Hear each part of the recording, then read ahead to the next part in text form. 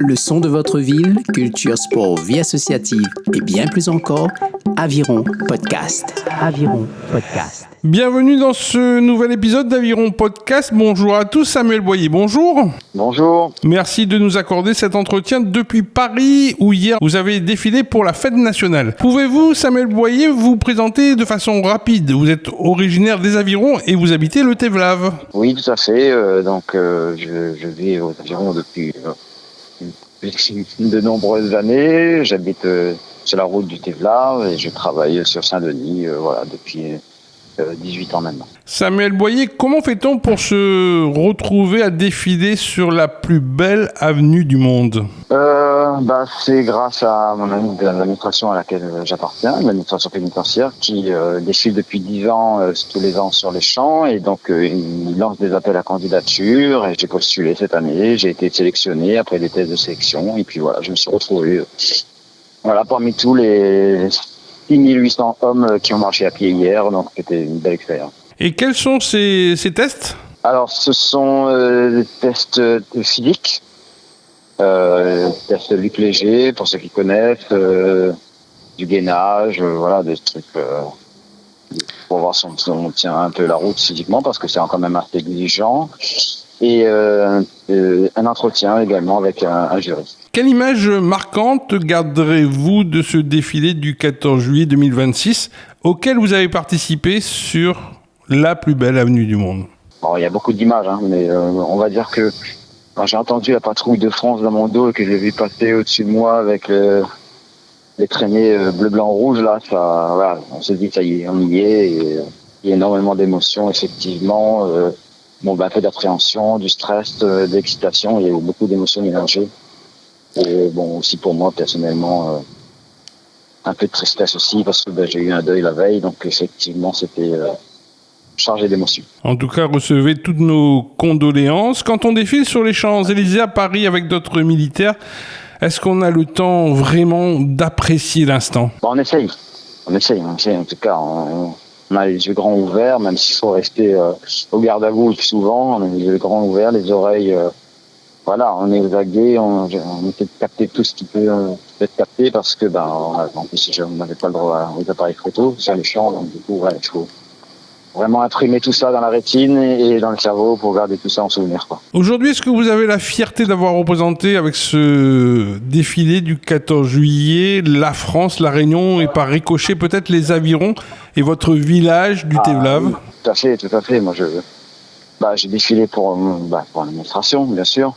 J'ai aussi défilé pour la Réunion, pour le centre pénitentiaire là où je travaille, et puis pour ma famille qui m'a supporté mon absence pendant plus d'un mois, et effectivement pour le Tevlave, les Avirons, auxquels j'ai beaucoup pensé, où j'ai essayé de promouvoir à mon niveau ici, avec mes collègues et aussi par les différents reportages auxquels j'ai participé. Ça a été un travail avant la cérémonie de longue haleine, 1 mois de préparation, c'est bien ça? Oui, tout à fait. On a eu 15 jours très intenses au début pour apprendre à marcher au pas et à faire corps tous ensemble.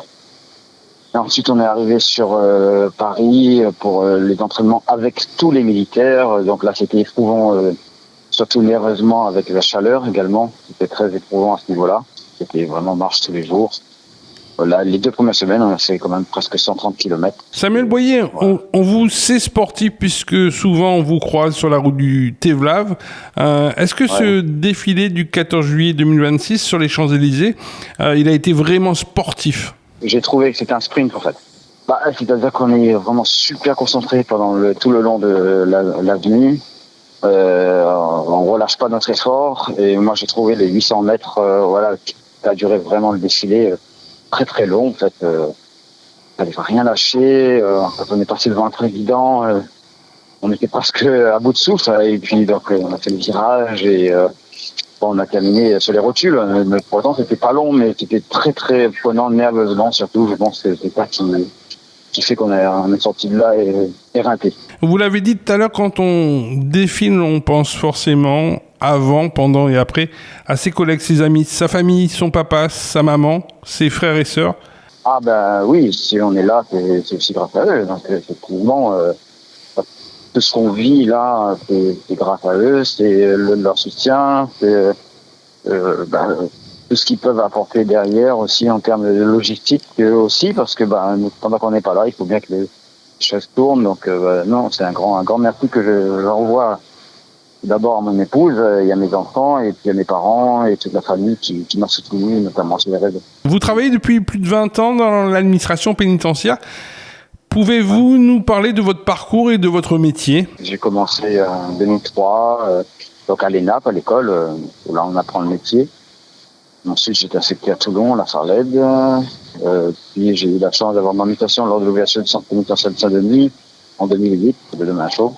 J'ai pu rentrer à La Réunion, où voilà, j'ai occupé différents postes au sein de l'administration, mais voilà, je suis maintenant un poste, on va dire, de sécurité que j'occupe depuis quelques années aussi. Et voilà, je me sens bien là où je suis, l'administration pénitentiaire.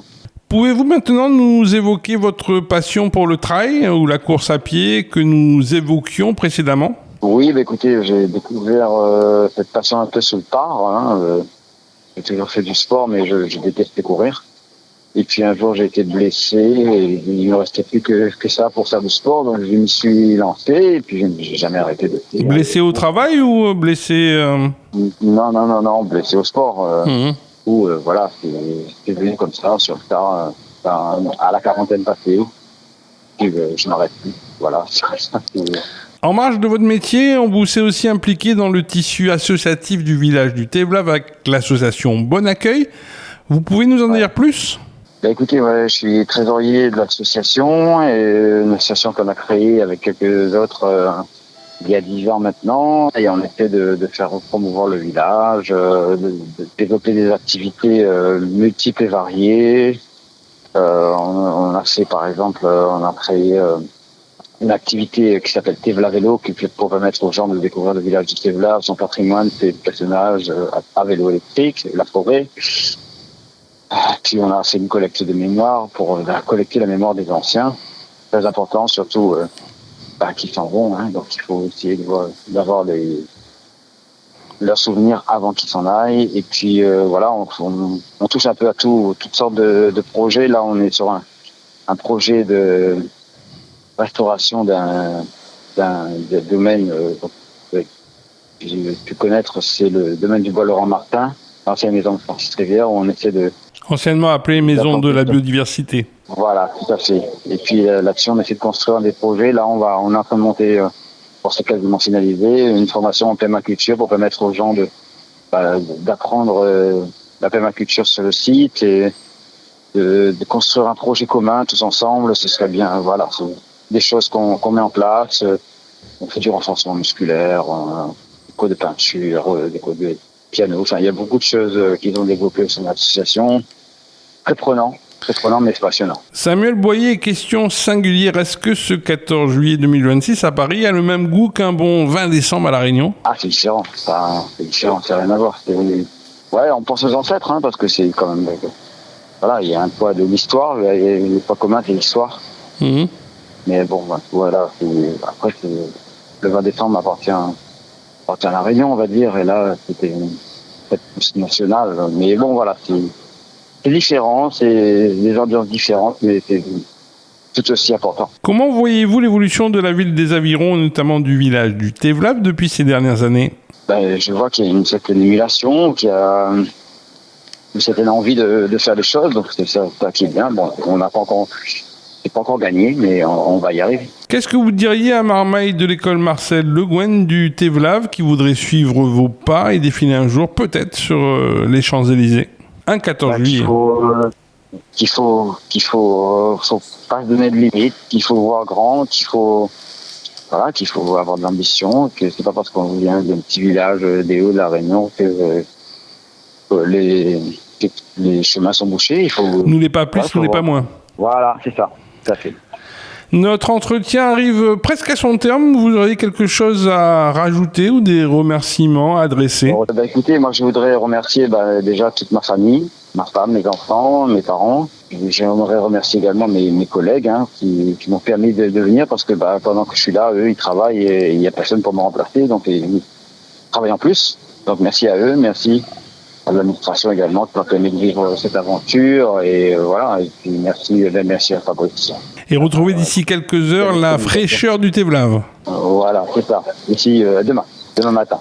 Merci Samuel Boyer. Nos échanges se clôturent ici. Rendez-vous jeudi prochain pour une nouvelle rencontre à ce micro.